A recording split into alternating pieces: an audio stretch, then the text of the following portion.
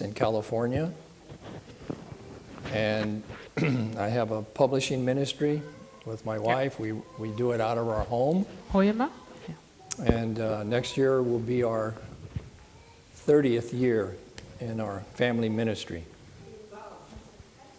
in publishing, and I do itinerant preaching here and there as God opens the doors. So, are you good? Yes. Okay. So that's what I do by God's grace, and I'm happy to be here in this camp meeting again. I was here. Ik ben blij om hier te zijn. Ik ben I think at the first camp meeting was 1990. Is that correct, Linneke? de eerste kampmeeting was volgens mij in 1999, maar dat weet ik niet zeker. What did she say? She don't know. She doesn't remember. No. Well, I remember. I remember. It's now 33, that's what I know. And Naomi was too small to remember. Okay. Well, anyway, I know I was here in 1990. I don't know if it was the first one or the third one. Ik was hier dus in ieder geval in 1999. Ik weet niet of het de eerste of de derde was. And I had a bookstore out here in the garage over here. En ik had de boekenwinkel hier buiten. And in this corner up here we had the bookstore on tables. Dus deze stuk hier zo hadden we een boekenwinkel. And then that camp meeting, we sold $10,000 worth of English books. En tijdens die kampmeeting hadden we 10.000 Engelstalige boeken verkocht. And that told me that people in Europe were hungry for present truth. En dat heeft mij toen laten zien dat de mensen in Nederland honger hebben naar tegenwoordige waarheid. And so I've been coming to this camp meeting almost every year since then. En sindsdien kom ik bijna elk jaar terug. And I'm thankful for that opportunity and that privilege. En ik ben daarvoor dankbaar. So many of these faces I've known for a long time. Dus vele gezichten ken ik al jaren. Naomi was just like this. Naomi was toen nog een heel klein meisje. Now she's like this. En nu is ze veel groter. So this is like a home away from home. Dit is alsof ik weer terugkom naar huis. And I'm really happy and thankful to be here. En ik ben heel erg dankbaar dat ik hier mag zijn. Okay, before we start, I'm going to kneel for prayer, and if you want to join me, please do. Voordat we starten zullen we knielen om te bidden. Our Father in heaven, Onze Vader in de hemel, we are so thankful for your great love, we zijn u zo dankbaar voor uw grote liefde, for your mercy, your blessing, and your patience with us. voor uw genade, uw geduld en uw geduld met ons. And we come before you as your sons and daughters. En we komen voor u als zonen en dochters. We want, Lord, a shower of blessing to fall upon our hearts. We willen dat de regen van zegeningen op ons neervalt. So as we study and think about your word during the week, Zoals we studeren en uw geschriften overdenken. we pray your Holy Spirit will be sent We vragen dat uw Heilige Geest gezonden our mag teacher. worden en ons mag leren. We thank you that you will open the eyes of our understanding to your word. We danken u, Vader, dat u ons ogen mag openen om uw woord te begrijpen. In Jesus' name we pray. In Jezus' naam, amen. Amen. So when I first came here, my hair was all dark, Toen ik hier voor het eerst was, had ik zwart haar. and now it's all white. En nu is alles wit. But Jesus is still coming soon. Maar Jezus komt nog steeds spoedig. Now, I had no conception that time would last this long, Ik had niet gedacht dat de tijd zo lang zal duren. but here we are. Maar hier staan we. I want to start in the book of Acts, chapter 3. Ik wil beginnen met het boek Handelingen, hoofdstuk 3. And verse 19. Handelingen, hoofdstuk 3, vers 19.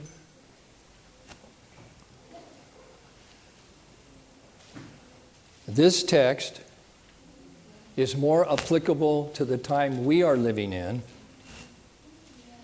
than it was to the time it was given. Oké, deze tekst wat we nu gaan bestuderen is meer geschikt voor deze tijd dan in de tijden dat we aan het studeren waren.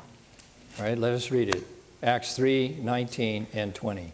Oké, Handelingen 3, vers 19 en 20. Repent ye therefore and be converted, that your sins may be blotted out, when the times of refreshing shall come from the presence of the Lord, and he shall send Jesus Christ, which before was preached unto you. Kom dus tot inkeer en bekeer u op, dat uw zonden uitgewist worden en er tijden van verkwikking zullen komen van het aangezicht van de Heer. En hij, Jezus Christus, zal zenden, die tevoren aan u verkondigd is. My talk during the camp meeting is on the preparation for the latter rain. Mijn preken zullen gaan over de voorbereiding voor de eindtijd. Okay, what is the first word in this text? Wat is het eerste woord wat we tegenkomen in deze tekst? Repent. What does that Kom tot mean? inkeer. Wat betekent dat? That means turn away. Dat betekent draai je om. Turn away from sin. Laat zonde. Turn away from yourself. Laat jezelf. Turn away from this world. Ook van de wereld. Repent ye therefore and be converted. Bekeer je en kom tot inkeer en bekeer je. That your sins may be blotted out. That's the investigative judgment, the closing work of the investigative judgment. En dan zullen je zonden uitgewist worden. Dat is het laatste wat zal gebeuren. Are we in the time of the investigative judgment? Zitten we in de tijd van het oordeel? Yeah, every case is being decided in heaven right now. Elke zaak komt nu voor de hemelen. So repent, turn, be converted, so that your sins can be blotted out. Dus kom tot inkeer, bekeer, zodat uw zonden uitgewist kunnen worden. When the times of refreshing shall come from the presence of the Lord. This is the latter rain. Zodat de tijd van verkwikking zullen komen van de Heer. Dat is de late regen. And following that, what comes on the heels of the latter rain? En wat volgt daarna? The second coming. De tweede komst. Brothers and sisters, Broeders en zusters, the end is not near. de eindtijd is niet nabij. The end is here. Het is hier. It's closer than we think. Het is dichterbij dan we denken.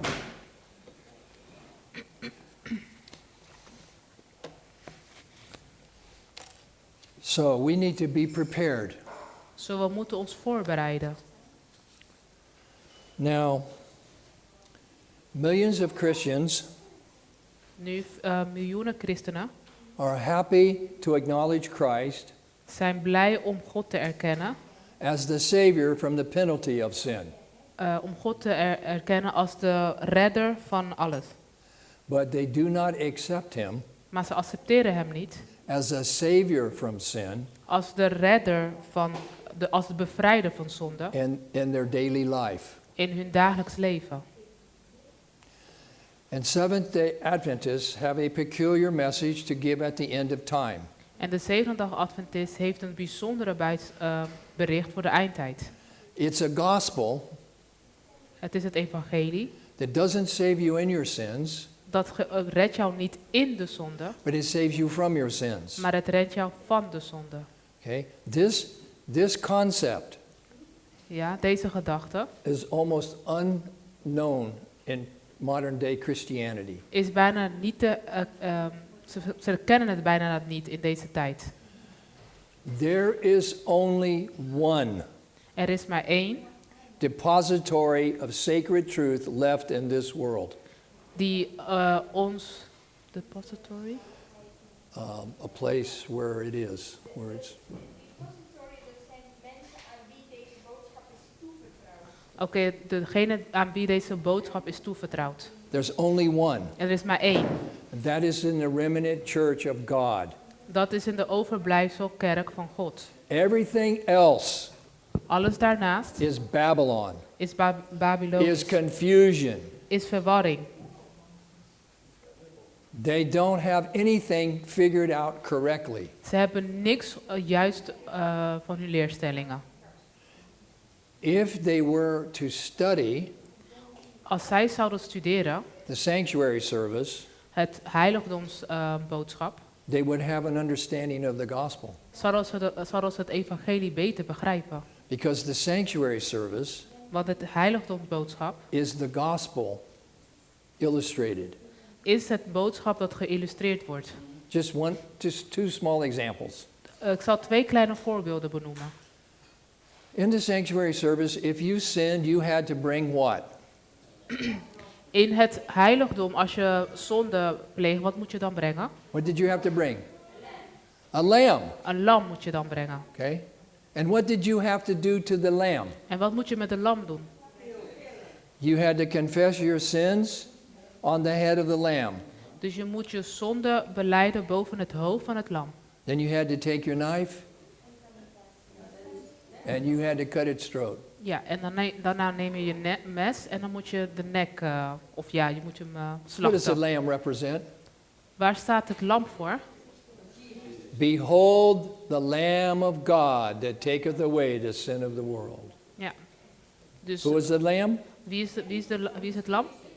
The lamb represents Jesus. Het lam staat voor Jezus. And the altar of burnt offering Het brandofferaltaar is the place of sacrifice. is de plaats van opoffering. And what does that represent in the gospel? En waar staat dat voor in het evangelie? It represents the cross. Het staat voor het kruis. You can go through the whole sanctuary, Je kan heel het heiligdom doorlopen and everything in it en alles daarin illustrates the gospel. illustreert het evangelie.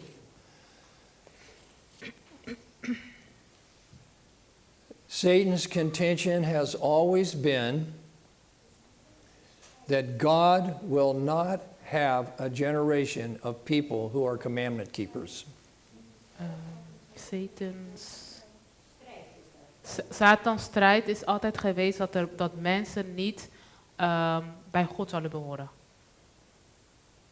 Oh,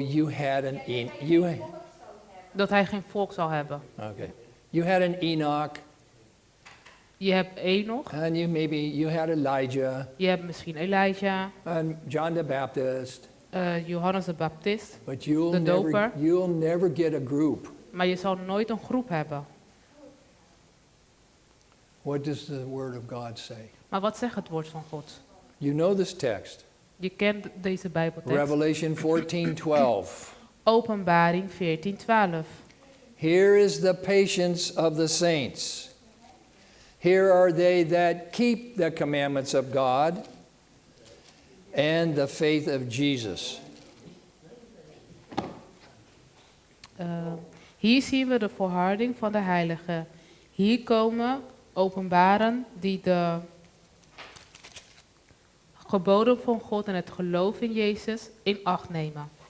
Okay, saints is plural, that's more than one. Dus dat is meer dan 1. Devil, you said I couldn't do it, De duivel zegt, je kan het niet doen. but here they are. Maar hier staan ze. Take a look. Kijk om je heen. World, look. De wereld kijkt. Devil, look. De duivel kijkt. Here are they that keep the commandments of God and the faith of Jesus. Hier staan ze die de geboden van God behouden. Jude 24. Judas. It's here. Oh ja, Judas 24. Now unto him that is able to keep you from falling and to present you faultless before the presence of his glory with exceeding joy. Sorry. He's able to keep you from falling into what? Hij kan je weerhouden van vallen in wat? He's able to keep you from falling into sin. Hij kan je weerhouden om te vallen van zonde. And to present you how? En jou bewaren van wat? With fault? With defect? Met Faultless. smetloos. He can do it, brothers and sisters. Hij kan het doen, broeders en zusters. I'm going to give you some text. Ik zal je een paar teksten geven. See, God will have a victorious people at the end of time. Want God zal een glorieuze volk hebben aan het einde der tijd. No matter what the devil says, Maakt niet uit wat de duivel zegt. No matter what the fallen churches say, Maakt niet uit wat de afgevallen kerk zegt. he will have a victorious people at the end of time. Hij zal een glorieuze groep hebben aan het einde der tijd. And I'm going to give you some Bible texts. Ik zal een aantal bijbelteksten benoemen. And people have a problem with these En sommige mensen hebben hier een probleem mee. because they're not basing their experience on what the Word of God says, Want ze zien niet hun ervaring in wat het woord van de Heer zegt. but they're basing their experience on their failures. Maar ze baseren hun ervaring in hun vallen. Romans 6:14. Romeinen 6:14. Sin shall not have dominion over you. Want de zonde zal over u niet heersen. Romans 6:14. Sin shall not have dominion over you, for you are not under the law but under grace. U bent namelijk niet onder de wet, maar onder de genade. And they try to say this sentence means that now there's no more law. En ze willen eigenlijk zeggen, er is nu geen wet meer. So you can just ask him a question. Dus je kan hem een vraag stellen. Does that mean I can go out and kill? Wil dat zeggen dat ik door kan gaan en mensen kan vermoorden? Can I go out and take your wife from you and commit adultery? Kan ik daar gaan en jouw vrouw van jou afnemen? What will they say? Wat zullen ze zeggen? Oh, no, you can't do that. No. Oh, no. Nee, dat kan je niet doen. What's the hang up with them? Wat is er met hun aan de hand? The fourth commandment is the real hang up. Het vierde gebod is de ware, But you're not under law. maar je bent niet onder de wet. What does it mean to be under the law? Wat betekent het om onder de wet te staan? Anybody gotten a speeding ticket recently? Heeft iemand You don't have to raise your hand. een snelheidsboete ontvangen? The camera click, De camera die maakt een foto. and you get something in the mail. Oh, you were going so fast. Now you can give us some money. Oh, je bent zo snel gegaan, nu kan je ons terugbetalen. Right? That means you are under the condemnation of the law Dat betekent dat je onder de wet bent, because you're a lawbreaker. omdat je de wet hebt overtreden. The law hasn't gone away, De wet is niet weggegaan, but you're under the condemnation. maar jij staat onder de, over de ordering van de wet. Now, when we are born again, Maar wanneer we opnieuw geboren when we are worden, converted, wanneer we ons bekeren, we are no longer under the condemnation of the law. we staan niet meer onder de ordering van de wet. We're not considered guilty as lawbreakers We worden niet meer gezien als wetovertreders, because Christ's righteousness has been imputed to us. want Gods rechtvaardigheid is in ons gekomen. And he has taken the penalty of our transgression. En hij heeft het slechtheid van onze overtredingen genomen. So sin shall not have dominion over you. Dus zonde zal geen beheersing meer over jou hebben. You're not under law, you're under grace. Je staat niet meer onder de wet, maar onder de genade. What is grace? Maar wat is genade? Well, if you look in the spirit of prophecy, Als we het bestuderen in het geest der profetie, there are many ways that Ellen White explains grace. er zijn vele manieren dat Ellen White genade uitlegt. One way I keep finding them all the time when I'm reading new ones. This is the newest one I found. Ja. Ik blijf maar nieuwe dingen vinden als ik aan het lezen ben. En Pardoning grace. pardon, vergevende genade. The grace that pardons you or forgives you. De genade die je vergeeft. Transforming. Transformatie. Enlightening. Verlichting.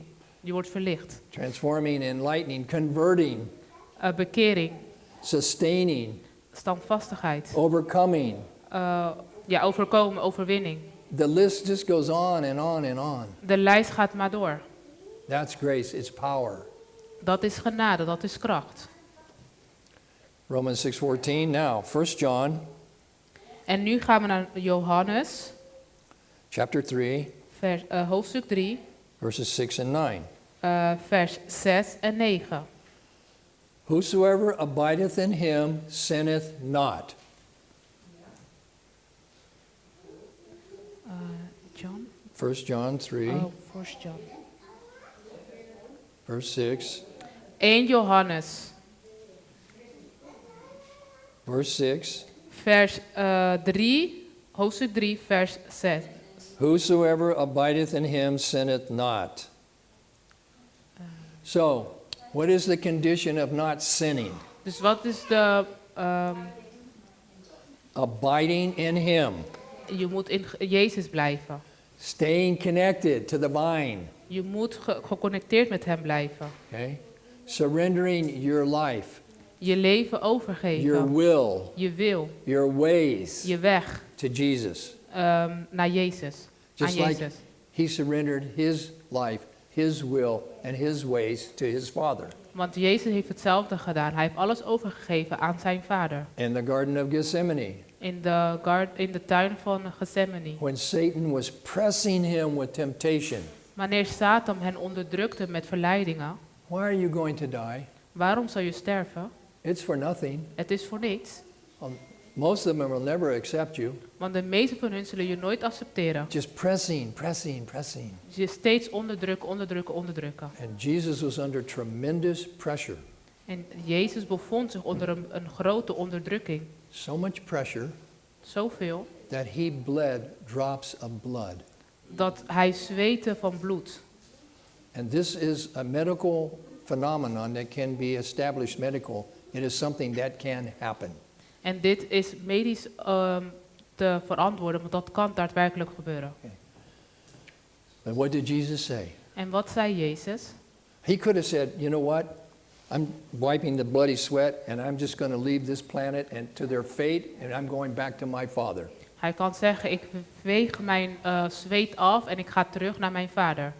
He said, not my will, Hij zei, niet mijn wil, but thy will be done. maar dat zijn wil mag gedaan worden. And he had to pray that 3 times. En hij heeft dat 3 maal gebeden. So if you abide in him, Zoals jij in hem blijft, if you stay connected to him, als je met hem verbonden if blijft, you surrender your will to him constantly, als je alles overgeeft constant, whosoever abideth in him sinneth not.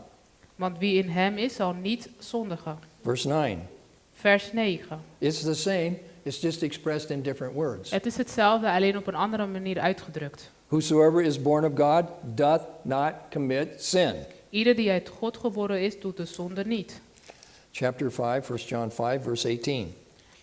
Johannes 5, vers 18. It's the same thing. Hetzelfde.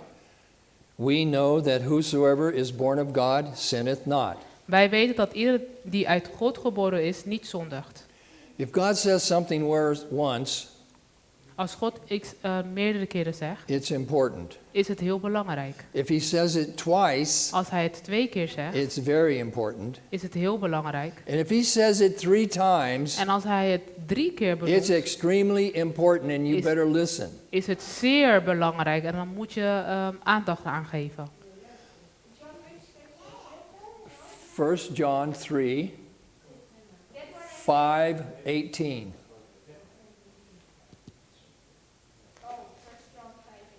Yeah. All right, let's go to the Old Testament and look at En a we couple of gaan things. nu naar het Oude Testament om bepaalde dingen te zien. What is in Exodus 20? Wat staat er in Exodus 20? The 10 Commandments. De 10 geboden.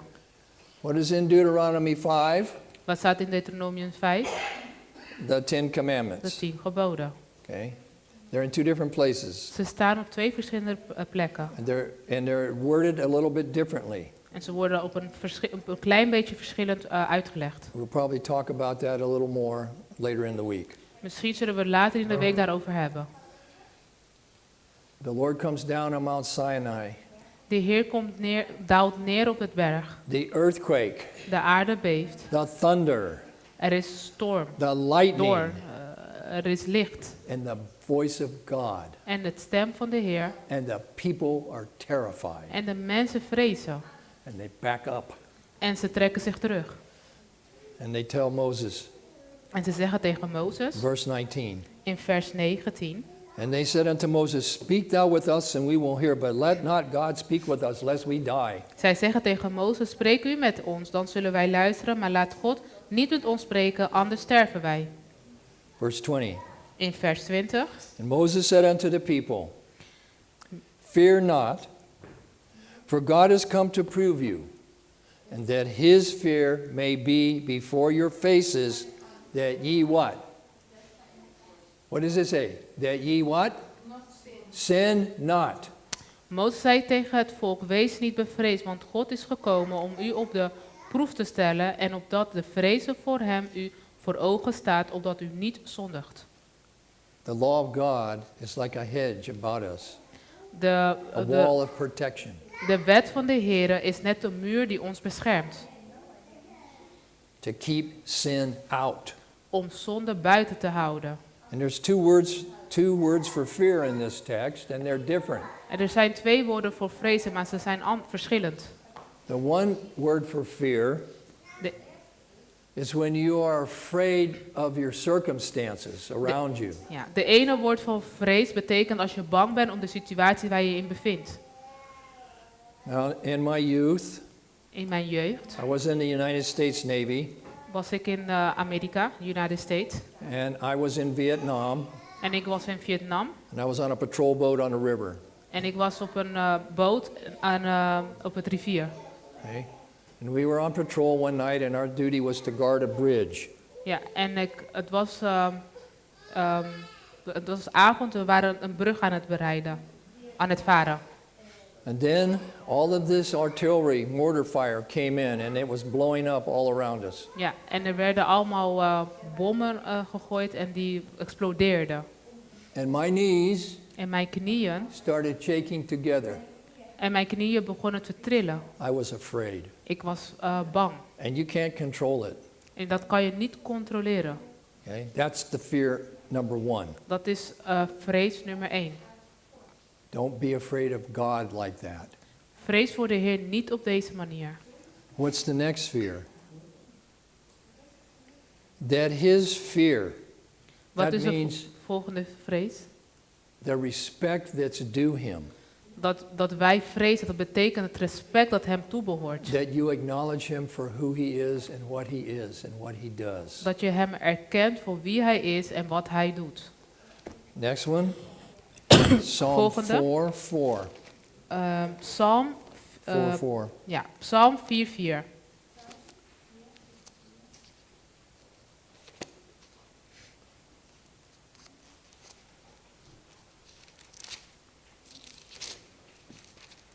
Psalm 4, verse 4. Stand in awe and what?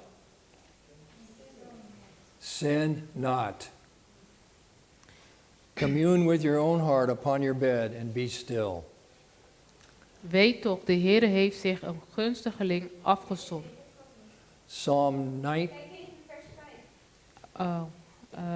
Vers 5. Oh, maybe it's different in the Yeah. Dutch translation. Ja, wees ontzet, maar zondig niet. Spreek in uw hart wanneer u op uw slaapplaats ligt en wees stil. Ja. Okay. Ja. It's always been God's purpose for his people not to be sinning. Het is altijd Gods doel geweest dat zijn volk niet zal zondigen. Psalm 119. Psalm 119, vers 11. Thy word have I hid in my heart, that I might not sin against thee. 119, vers 11.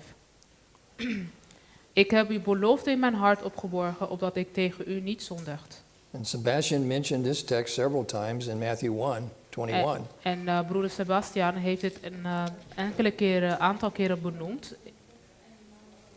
And ye shall call his name Jesus, Matthäus 1:21. for he shall save his people. How?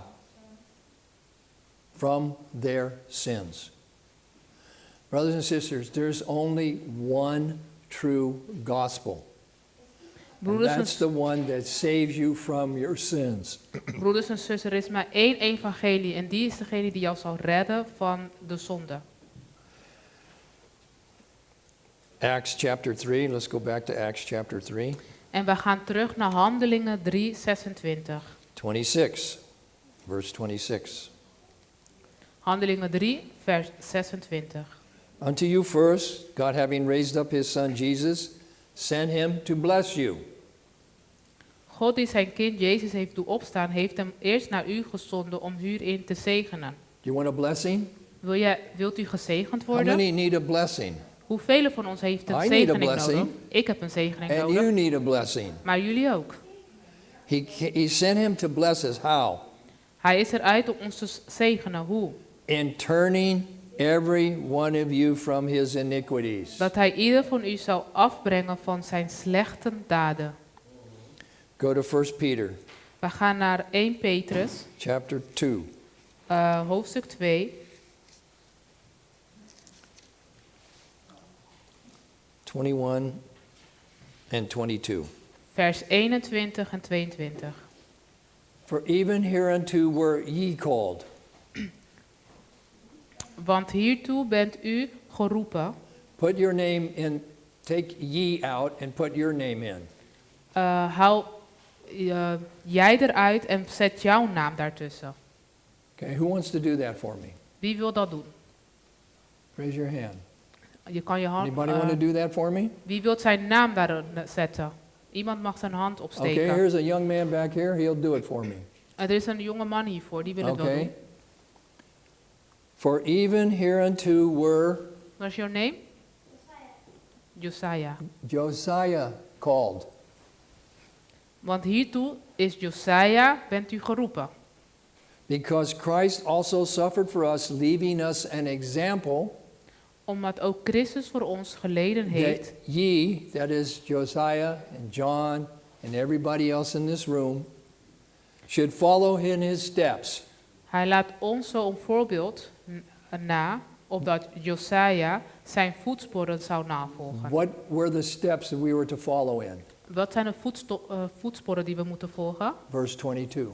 Vers 22. Who what? Did no sin, Hij die geen zonde gedaan heeft. neither was guile found in his mouth. En in wiens mond geen bedrog gevonden is. And if you were to preach these texts in a Sunday church, En als je dit zou spreken in zondagskerk. oh, you would create a big firestorm. Nou, je zou een hele grote vuurstorm creëren. Yeah, they might take up stones to stone you. Ze zullen waarschijnlijk stenen nemen om jou te bestenigen. But these are not the words of men. Maar dit zijn niet de woorden van men. This is the word of whom? Van wie zijn deze woorden? This is the word of God. Dit zijn de woorden van God. So, if they have an argument Dus als zij een argument hebben, or a disagreement, of ze zijn het niet mee eens, it's not with me, is het niet tegen mij, it's with the Lord. het is tegenover de Heer. Ephesians 3:17. We gaan naar Efeziërs 3:17. That Christ may dwell in your hearts by faith. Opdat Christus door het geloof in uw hart woont en u in de liefde geworteld gefundeerd bent. So this concept is a little hard for us to get our mind around. Dus dit concept kan wat moeilijker zijn om ons gedachten daarop te richten. Christ in me? Christus in mij. How does that work? Hoe werkt dat? But is that a possibility? Is that a reality? Is dat mogelijk? Is het realistisch? Is that biblical? Is dat bijbels? Yes. Ja, dat We is just het. read it. We hebben het zojuist gelezen. Colossians 1:27. Colossensen 1, Christ in 27. you, the hope of glory. Aan hen heeft God willen bekendmaken wat de rijkdom is van de heerlijkheid van dit geheimenis. Christ in you, the hope of glory. And then in Christus in ons. Sorry, go ahead. Ja. De hoop van verheerlijking. And in Colossians 3:3. En in Colossensen 3:3.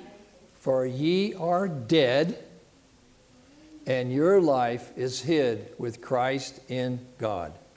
Want u bent gestorven en uw leven is met Christus verborgen in God. The purpose of the gospel, brothers and sisters, Het doel van het evangelie, broeders en zusters, is not just reconciliation and forgiveness, is niet alleen maar verzoening en vergevening, but a complete restoration of the image of God in man. maar een complete verzoening van de mensheid in God. The restoration of the original mind De verzoening van het herstel van een geestelijkheid, the mind of obedience. een geestelijke gehoorzaamheid. That clock is not working, De tijd werkt niet. but this clock is working.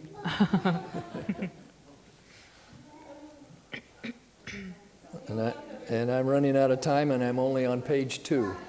En de tijd is bijna om en ik ben net op bladzijde 2 van mijn aantekeningen. This is from the Desire of Ages, page 172. Dit is van Desire of Ages. Wens der Eeuwen. Okay? The Christian life is not a modification or improvement of the old, but a transformation of nature. There is death, a death to sin and to self and sin, and a new life altogether. Sorry. Naomi, kan je even helpen? Ja, het gaat even samengevat. Het is niet zomaar iets waar een kleine verandering of kleinigheidje optreedt, maar het is een volledige verandering. Ja, het gaat om een volledige verandering, dus niet iets kleins. Okay, this is the same thing that we're told in 2 Corinthians 5:17. Het is hetzelfde wat ons wordt verteld in 2 Korinthe 6. 5:17. 2 Corinthians 5:17. 2 Corinthians 5:17. Therefore, if any man be in Christ, he is a new creature. Old things are passed away. Behold, all things are become new. Daarom, als iemand in Christus is, is hij een nieuwe schepping. Het oude is voorbij gegaan. Zie, alles is nieuw geworden. Okay, sisters, Oké, broeders. this says, therefore, if any man be in Christ, he is a new creature. Does that exclude women? Dus hier staat, hij is een nieuwe schepping. Heeft het ook over vrouwen? Is het alleen maar vrouwen? If you read this text, would you feel, oh no, I can't be saved because I'm a woman? It says man. Oh, als je deze tekst zou lezen, zou je dan denken, oh nee, ik kan niet gered worden, want het gaat alleen maar over een Any man en ik women ben here, een would you vrouw. have a problem with that? Zou wij vrouwen, zullen we daar problemen mee hebben? No, we understand that. Nee, wij verstaan dat. Okay. We have a problem today. We hebben een probleem vandaag. It's called gender inclusive language. Dat betekent gender. Gender inclusive language. How do you translate that into Dutch? Gender inclusive. Gender inclusief taal. Okay. Gender inclusive. We have to change the wording in the Bible and in the spirit of prophecy. We moeten de woorden in de Bijbel en in het geest en profetie soms veranderen. So people don't feel left out. Zodat mensen zich niet uitgezonderd voelen, buitengesloten So voelen. they would change it, therefore, if any person Dus je zou dan kunnen zeggen als een persoon be in Christ, he is a new creature. in Christus is een nieuwe schepping. Okay, that's true. Oké, dat is waar. Okay. But it's not what the Bible says. Maar dat is niet wat de Bijbel ons zegt. And none of you ladies would feel left out because it says man. Maar vrouwen zullen zich niet buitengesloten voelen omdat er daar So- staat man. This gender inclusive language is not necessary. Dus deze gender-inclusieve taal is niet nodig. Okay, we're moving on. Oké, we gaan verder. Okay. Oh, let me see. I got to move on too. What is the means of the Christian victory in our life? Wat is het doel van het overwinning van christelijkheid? I've already spoken about it, Ik heb er al eerder over gesproken. but this is from Steps to Christ, page 47. Maar dit is van het boek Schreden naar Christus. Everything depends on the right action of the will. Alles hangt af van de juiste werking van de wil. Okay? How many things? Hoeveel dingen? How much is left out? Hoeveel wordt buiten gehouden? Anything left out? Wordt er iets buiten gehouden? Everything means what? Alles betekent wat? Everything. Alles. Okay. We don't need a dictionary We hebben geen woordenboek nodig. when somebody says no. Wanneer iemand nee zegt. Oh, wait a minute, I have to look this up. Of does wacht this even, ik moet mean? het opzoeken wat dit betekent. Or when somebody says yes. Of wanneer iemand ja zegt. Okay. Don't get your dictionary out because you already know what it means. Je hoeft daarvoor niet je woordenboek te pakken, want je weet al wat het betekent. Language is very specific. Taal is heel specifiek. Everything in English means everything, nothing is left out. Alles in Engels betekent alles en niks wordt buiten And gehouden. it probably means the same in Dutch, and it probably means the same in German, and the same in Arabic, and every other language. En dat zal waarschijnlijk in Nederlands, in andere talen hetzelfde zijn. The power of choice God has given to men. De kracht die God heeft gegeven om te kiezen, It is theirs to exercise. is daar om te beoefenen. So you remember Joshua said, Dus je kan je herinneren dat Joshua heeft gezegd. do what? Wat zei hij? Choose you this day whom you will serve. Kies vandaag deze dag wie je wilt dienen. But as for me and my house, Maar ik en mijn huis we will serve the Lord. zullen de Heer dienen. God will not force you to be saved. De Heer zal je niet dwingen om gered te worden. You want to go to heaven? You want to be saved? Wil je de hemel in, wil je gered worden? It's your choice. Het is jouw keuze. If you make the right choice, Als je de juiste keuze maakt, you'll get the right outcome. zal je de juiste uitkomst hebben. You make the wrong choice, Neem je de verkeerde keuze, weeping and gnashing of teeth. dan zal je moeilijkheden hebben. And Luke 9:23. We gaan naar Lucas 9:23. If any man will come after me, Ja, lees Luke maar. 9:23. If any man will come after me, let him deny himself and take up his cross daily and follow me. Als iemand achter mij wil komen, moet hij zichzelf verloochenen, zijn kruis dagelijks opnemen en mij volgen. How often do you have to take up your cross? Hoe vaak moet je je kruis opnemen? Once a week? 1 keer in de week? Once a month? 1 keer per maand? Every day, every Elke second dag. of every day, every minute of every day, Elke every seconde, hour of elke every minuut. day. Elke uur van elke Because dag. temptations come at all of those periods of time. Want verleidingen komen in elke moment van die dag. Well, many people say, oh, forget it, it's no use. Velen zullen zeggen, laat dat, het heeft geen nut. My life's just one constant exercise in sinning. Mijn leven is alleen maar van constant zondigen. You know who's talking to you? Weet je wie tot jou spreekt? The devil. De vijand, Satan. He is the father of lies. Hij is de vader van leugens. And his lie to you and to me is that you cannot overcome. En hij liegt tegen jou en tegen mij en hij zegt juist, je kunt niet overwinnen. How many of you have an easy chair in your home? Easy share? You know what I'm talking about? Oh, wie van ons heeft een luie stoel in huis? Yeah. I have one in my house. Ik heb er een in mijn huis. Oh, it's comfortable. Oh, het is comfortabel. You sit down, Je zit heerlijk, it's je like on a ontspan cloud. And you could lean it back. en je kan achterover And leunen you can put the footrest up. en je kan de voet omhoog, de And voeten it even swivels. en het zweeft. Oh, I like it. Me gusta. Oh, ik vind het heerlijk. And I fall asleep in it. En ik val zelf daarin in slaap. All right. Our high calling, page 76. Onze roeping, high calling. Satan has an easy chair too. Did you know that? Satan heeft ook een luie stoel, wist je dat? Do not settle down in Satan's easy chair. En, It's here. oh ja. Do not settle down in Satan's easy chair En neem geen plaats in de luie stoel van Satan. and say, it is no use. En zeg dat niet, het heeft geen zin. You cannot cease to sin. Je kunt niet ophouden met And zondigen. that there's no power in you to overcome. En er is geen macht om te overkomen, om te overwinnen. Don't buy his lie.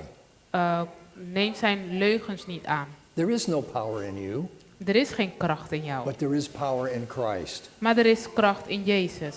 And when you're connected, En maar wanneer je geconnecteerd bent when you take up your cross every day, en wanneer je je kruis dagelijks neemt, when you deny yourself, wanneer je jezelf verloochent, when you stay connected to the vine, wanneer je verbonden blijft, when you walk in the Spirit, wanneer je wandelt in het geest, God's power is working through you. dan zal de kracht van de Heer in jou werken. And you can be an overcomer. En je kan een overwinnaar zijn.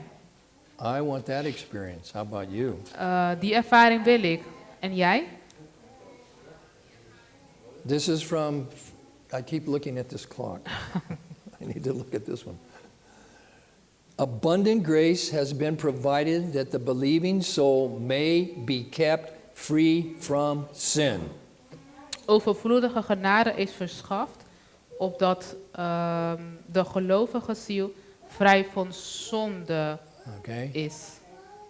So here grace is referred to as being abundant. En hier wordt genade gezien als overvloedig.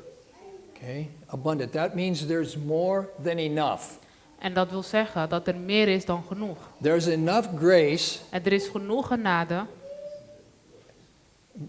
God doesn't do it this way. John? Oh, I put too much in. God doet het niet op deze manier. No, there's abundant. En er is Now, overvloedig. if this cup was empty, Als deze, I could just keep pouring it in. als deze mok leeg was, zou ik blijven vullen. Okay? Abundant grace, brothers and sisters. Overvloedige genade. More broeders en than zussen. enough. Meer dan genoeg. God is not limited. God limiteert het niet.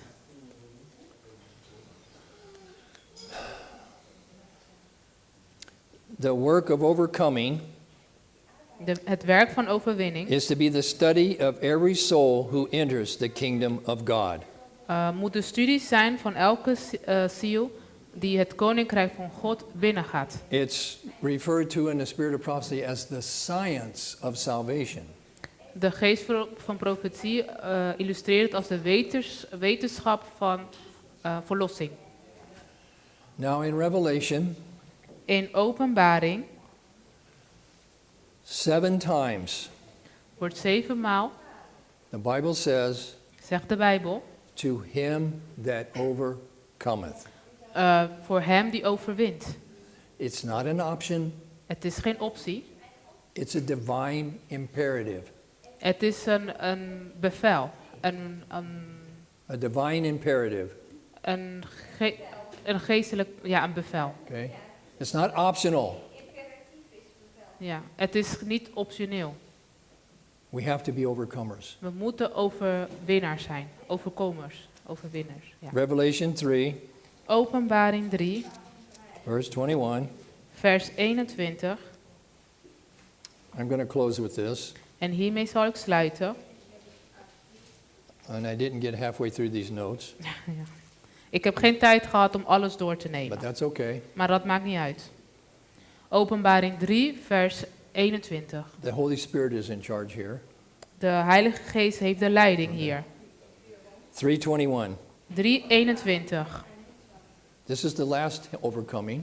Dit is de laatste Oh, overwinning. there might be one more after this. I'm not sure. Er zal waarschijnlijk meer zijn na deze. To him that overcometh, will I grant to sit with me in my throne.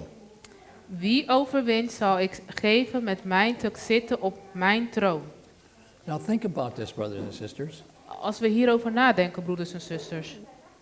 We're talking about not the throne that the king and the queen of the Netherlands sit on. We hebben het niet over de troon waar de koning van Nederland op zit. We're talking about the throne of the monarch and creator of the universe. Maar we hebben het over de troon van de maker en schepper van de wereld. And you can sit on that throne. En je kunt daar gaan zitten. Does that register in your mind? Gaat dat door jouw gedachten? Okay. We don't realize the high calling. We realiseren ons niet de hoge roeping die we hebben. To him that overcometh will I grant to sit with me in my throne, even as I also overcame and am set down with my Father in his throne. Zoals ik ook overwonnen heb en met mijn vader op zijn troon gezeten heb. Okay, question. Oké, een vraag. Was Jesus an overcomer? Was Jezus een overwinnaar? Okay, second question. Een volgende vraag. Did Jesus ever sin? Heeft Jezus ooit gezondigd? No. Therefore, was Jesus overcoming, Daarvoor heeft Jezus overwonnen. getting sin out of his life? Door zonde uit zijn leven te halen. Was that his overcoming? Was dat zijn overwinning? What was it? Wat was het? It was keeping it out. Het was het buiten houden. Okay? If you don't remember anything else about today's talk, remember that. Als je van vandaag niks kan anders herinneren, herinner dan dit. Overcoming is not getting it out. Overwinnen betekent niet het uithalen. Sanctification is not cleansing. Heiliging heeft het niet over jezelf reinigen. The cleansing takes place in justification by faith. Het reiniging vindt plaats in heiliging door geloof. Okay? Overcoming is not getting sin out. Overcoming is dealing with temptation, taking the way of escape, surrendering your will to Jesus, and not falling into the temptation and keeping it out of your experience. Overwinnen is niet zonde buiten houden, niet strijden binnen, maar het buiten houden, je overgeven aan God. En op die manier kan er overwinning And I zijn. can tell you, the rest of the Christian world has no concept of this. En ik kan je vertellen dat de rest van de christelijke gemeenschappen begrijpen dit niet. Even though it's plain in the Bible. Ook al staat het duidelijk beschreven in de Bijbel. Another text that goes with this Een ander tekst die hier samen mee gaat is John 17, is Johannes 17. verse 19. Johannes 17, vers 19. So Jesus had an overcoming experience. We're to have an overcoming experience. And our overcoming experience is to be just like his overcoming experience. When he was tempted, he surrendered his will to his Father and kept the sin out of his life. He Ja. never ever sinned once. Dus Jezus is een voorbeeld voor ons. Hoe hij heeft overwonnen door de zonde buiten te houden en zich te herenigen met zijn vader. Zo moeten wij dat ook doen. John 17:19. Johannes 17, 19. And for their sakes I sanctify myself, that they also might be sanctified through the truth. En ik heilig mijzelf voor hen, opdat ook zij geheiligd zijn in de waarheid. Question. Nog een vraag. Did Jesus have a sanctification experience? Heeft God een heiliging ervaringen gehad? Yes. Ja. Did Jesus ever sin? Heeft Jezus ooit gezondigd? Was his sanctification experience getting sin out of his life? Was de heiliging de zonde uit zijn leven te halen? What was it? Wat was het?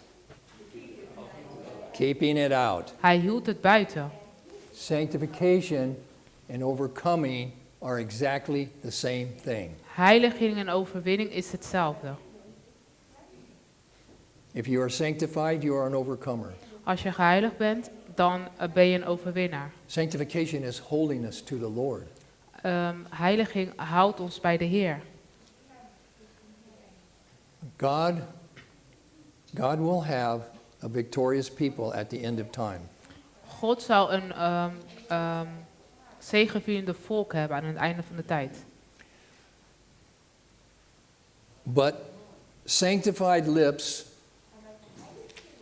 Maar geheilige lippen will never utter the words, I am sinless, I am holy. zullen nooit zeggen, ik ben zondeloos, ik ben heilig. Now, were there any righteous people in the Bible who were holy?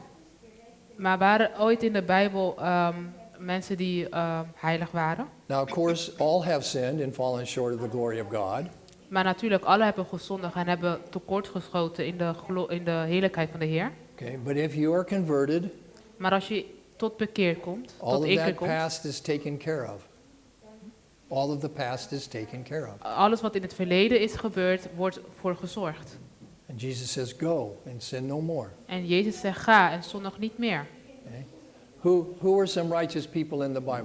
Wie zijn rechtvaardige mensen in Who de is the Bijbel? first one mentioned? Wie is de eerste die we kunnen benoemen? Noah.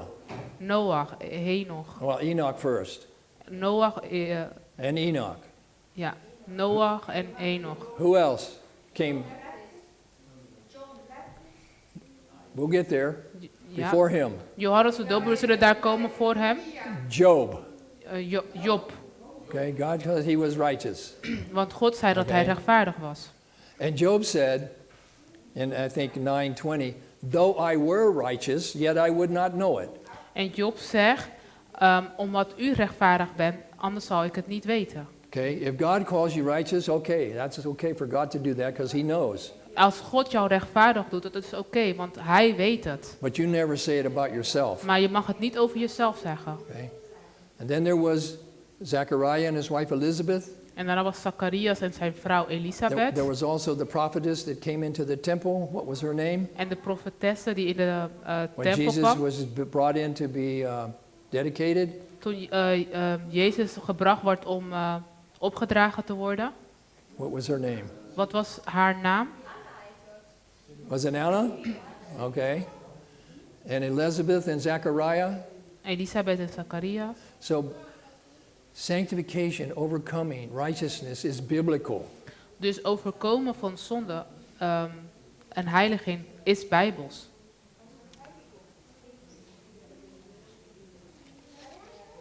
God is preparing a people God is een volk aan het voorbereiden. as vessels fit for the latter rain, and it's coming. The latter rain is coming. De late regen komt. Okay?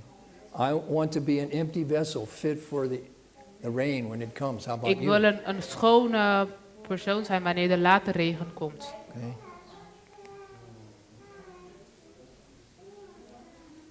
Well, I'm 5 minutes over. Ik heb nog 5 minuten. The black Oh, pe- ik ben 5 the, minuten the black over. brothers and sisters would say, preach on, brother, preach on. De donkere mensen zullen zeggen, blijf doorpreken, broeder. I can have some more minutes. Okay. All right. A few more thoughts. Nog een paar dingen zal ik delen. See, in this world we have a fallen nature. In deze wereld hebben we een gevallen natie.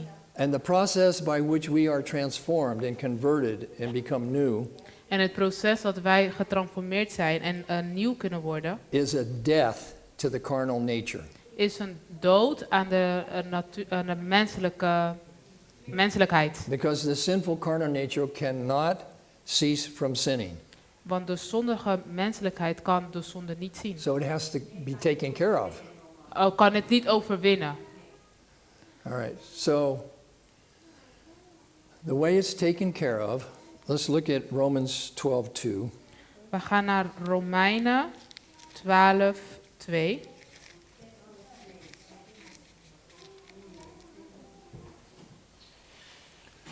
And be not conformed to this world, but be ye transformed by the renewing of your mind. En word niet aan deze wereld gelijkvormig, maar word veranderd door de vernieuwing van uw gezindheid. That ye may prove what is that good and acceptable and perfect will of God. Om te kunnen onderscheiden wat de goede, welbehagelijk en volmaakte wil van God is. All right, this word in the Greek, transformed, Deze woord in het Grieks, transformatie. when I tell you what it is, you will recognize it immediately. Als ik je vertel wat het is, zal je het direct herkennen. Metamorpho. Metamorfo. Metamorfose. Do you understand that? Begrijp je How dat? many understand this word? Hoeveel van jullie You don't begrijpen deze even woord? speak or read Greek and you know this word. Jullie spreken niet eens Grieks, maar jullie kennen deze woord. And how do we apply it? En hoe kunnen we deze woord plaatsen? In English, it's metamorphosis. In het Engels is een metamorfose. And what is that process? En wat is dat proces? It's how butterflies come about, right? Het is hoe vlinders komen. So over here, it's some kind of a blob. Hier zien we een kleine worm. I don't know what you call it. It's a worm or something. Een pomp. Ja. Een pop. Oh ja, een pop. Okay. And then it goes through this metamorphosis, this transformation. En dan wordt het getransformeerd. And it was this, Het was eerst dat. and then it's metamorphosed or transformed, and it becomes this. Ja, en dan gaat het in transformatie en dan wordt het een vlinder. This is not that. En dit is niet dat. It's completely different. Het zijn twee verschillende dingen. And that's what the apostle is talking about here. En daar heeft de apostel het over. The carnal pupil, or whatever it's called, has got to go away. And it's got to be transformed, metamorphed into the spiritual. Het Something- vleeselijke moet weg, moet veranderd worden. Something beautiful. Because, brothers and sisters, we're to be partakers of the divine nature. We moeten samen zijn met de goddelijkheid. 2 Peter 1:4. 2 Petrus, 2 Peter, 2 Peter 1:4. We're to be 2 Petrus 1:4. We're to be partakers of the divine nature, We moeten deelnemen aan de goddelijkheid. not the carnal nature, Niet de vleeselijkheid. not the satanic nature, Niet de satanische the divine natuur. nature. Maar de goddelijkheid. Okay? And the divine nature En de goddelijkheid and the carnal nature en de vleeselijkheid cannot coexist. kunnen niet samen zijn. It's either one or it's the other. Het is de een of de ander. They're not mixed. Ze zijn niet samengevoegd. Go to Galatians 2:17. We gaan naar Colossians. That's not in there. Oké, Galaten. Colliensen. Colossians. Ja. Oh, Galaten toch wel, ja. 2:17. 2:27. Oh, 2:17. But if while we seek to be justified by Christ, we ourselves also are found sinners, is therefore Christ the minister of sin? It's a rhetorical question. What is the answer? Maar als wij die in Christus verlangen gerechtvaardigd te worden, What is the answer? Wat Is is het? Christ the minister of sin?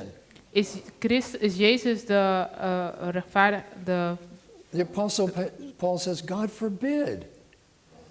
Christ, brothers and sisters, does not minister sin in the life of the believer. Oké, Christus is niet degene die zonde in ons plaatst. He only ministers righteousness. Hij bedient alleen maar rechtvaardiging. Because the divine nature Want de goddelijkheid and the carnal nature en de vleeselijkheid cannot coexist at the same time. kunnen niet samengevoegd gaan. It's either one or the other. Het is de een of de ander. Is that clear? Is dat duidelijk? There needs to be a transformation. Er moet een transformatie plaatsvinden. Verandering plaatsvinden. Well, I'm going to close with this thought here. Ik zal sluiten met deze. Turn with me. You probably haven't been in this book for a long time. We zijn waarschijnlijk een lange tijd niet in dit boek gegaan. Song of Solomon. Hooglieden. Chap- Hooglied. The Song of Solomon, right before the book of Isaiah. Ja. Chapter 6 Hoofdstuk 6 and verse 10. en vers 10.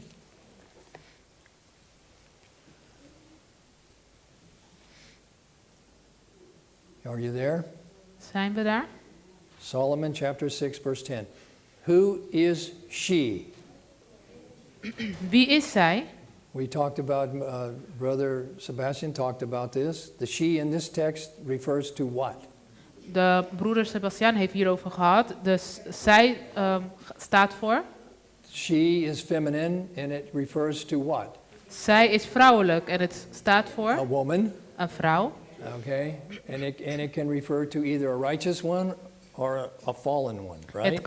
Het kan staan voor een rechtvaardige of een ongehoorzame, een dwaze. Mary was, the mother of Jesus was righteous, right? Maria, de moeder van Jezus, was rechtvaardig. Jezebel was not righteous, right? Jezebel was niet Oké. rechtvaardig. You understand? She. Dat kunnen we begrijpen. It can go either way. Het kan beide kanten Depending gaan. on the context. Het heeft te maken met het context. Who is she? This is the church. That looked forth as the morning. Wie is zij? Dit hebben we over de kerk die verschijnt als dageraad. Fair as the moon. Mooi als de volle maan. Clear as the sun. Zuiver als de gloeiende zon. And terrible as an army with banners. En schrikwekkend als zij die vaandels opheffen. In this text In deze tekst is the whole history of the Christian church. is het hele geschiedenis van de kerk. The morning. How De, does the morning come? de morgen. Hoe komt de morgen? Gradually, right? Langzaam omhoog. Okay. The light starts getting more and more, but it's very slow, gradually. Ja, het wordt lichter en lichter, maar het komt langzaam. This represents the patriarchal age. Het staat voor de patricionale tijdperk. From the light given in the Garden of Eden, Van het licht die het gaf in de tijden van Eden, through the patriarchs, tot de increasing, patricionale slowly increasing, more and more light, patriarchen. till we get to the noon. Totdat we bij de maan gaan. And this represents the Jewish church, En dit Israel, staat voor de Joodse kerk, Israël. a perfect reflection Een as perf- revealed in the sanctuary Een service. perfecte weerspiegeling die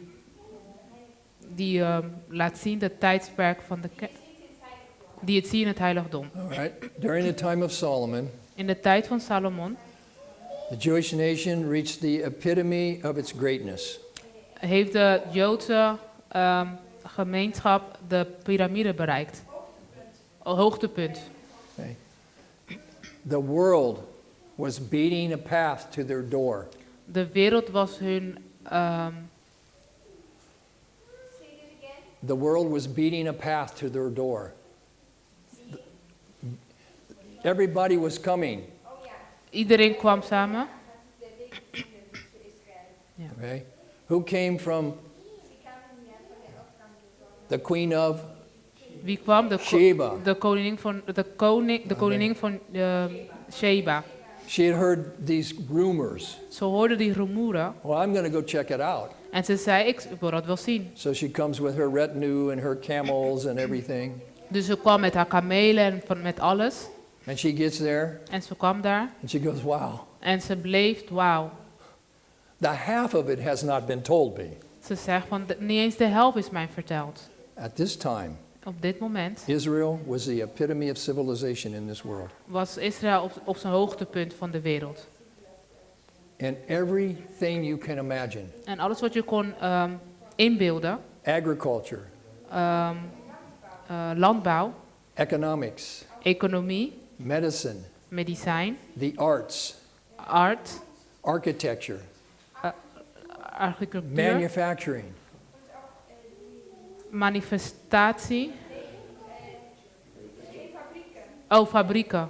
yeah. maken van dingen. Oké, het maken van dingen. The temple was the most magnificent structure this world has ever seen. En de bouw van de tempel was iets wat de wereld nooit eerder heeft gezien. Dat was zo Nothing has exceeded it. Nooit eerder hebben ze dat gezien. Its artwork was so exquisite and beautiful. Het werk was zo precies en zo prachtig.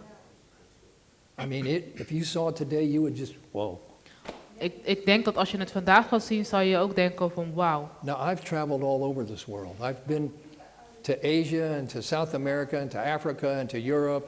Ik heb verschillende plekken in deze wereld bezocht. And I've seen a lot of really nice cities. En ik heb vele mooie steden gezien. But they look like derelicts compared to the temple. Maar ze waren niks vergeleken de tempel, de heiligdom, de synagoge. And if God's people had been faithful, that temple would never have been destroyed. It'd still be on this earth today. En als Gods volk trouw was gebleven, zal die tempel niet vernieuwd worden. Because Israel was to be the center of worldwide evangelism. Want Israël was de zonnenaar van de wereldwijde natie. All right? Carrying on. And clear as the sun. En gloeiend als de zon. This represents the apostolic church. En dit staat voor de apostolische kerk. Right? The apostolic church. Ja. And then the last one, terrible as an army with banners. En de laatste schrikwekkend als zij die vaandels opheffen. This represents the remnant church. En dit staat voor de verkorrende kerk. If you look at Joel Als je kijkt naar Joël, 2, 1 to 11. Joel 2. Joël 2, 12, 1 to 11. It talks about this army. hier spreekt hij erover. This is the 144,000 Dit zijn de 144.000 that are going to go out die zullen uitgaan under the power of the latter rain. in de kracht met de laatste regen die op hen valt. And the light is going to go to every corner of this world. En het licht zal naar elke hoek van deze wereld gaan. I don't care how dark it is, how deep it is, how high it is, how cold it is, how hot it is. It's going to go everywhere. Het maakt niet uit hoe hoog, hoe koud, hoe diep. Het zal overal bereikt worden. And it's the call of Revelation 18. Dat is de roeping van Openbaring 18. God's people preaching the three angels' message, the true gospel that saves you from your sins. Het Gods volk die de 3 engelen boodschap verkondigt, die ons redt van de eeuwige. Babylon is fallen. Babylonië is aan het vallen. Come out of her, my people. Kom eruit, mijn volk. And don't receive the mark of the beast. En ontvang het merkteken niet. And it comes full circle. Here En- are they that keep the commandments of God and En the faith of Jesus. En hier zijn zij die de geboden van God aanhouden en het geloof in hem. This is a reality. Dit is een realiteit. It is a possibility. Het is een mogelijkheid. It can be our experience. Het kan ons ervaring Every zijn. day, Elke dag. one day at a time. 1 dag per dag. I want to leave you with this statement. Ik wil je laten met deze standpunt. He who has not sufficient faith in Christ. He who has not sufficient faith in Christ Hij die niet voldoende geloof heeft in Christus, to believe that he can keep him from sinning om te geloven dat hij hem van de zonde kan behouden, has not the faith heeft niet het geloof that will give him an entrance into the kingdom of God. dat hem een toegang zal geven in het koninkrijk van God, So binnen te treden. if you don't believe it can be done, Dus als je niet gelooft dat het gedaan kan worden, it's going to become a self-fulfilling reality in your experience, het zal maar een eigen ervaring zijn voor jezelf. and you will be lost. En je zal verloren gaan. I prefer to believe the word of God, Ik kies ervoor om Gods woord te geloven, that sin shall not have dominion over me. dat zonde geen overwinning over mij heeft. How about you? En jullie? May God give us this faith and this experience. Mogen de Heer ons deze geloof en ervaring geven, Is my prayer in Jesus' name. is mijn gebed in Jezus Christus. Amen. Amen. Amen. Amen. Let us pray. Laten we bidden.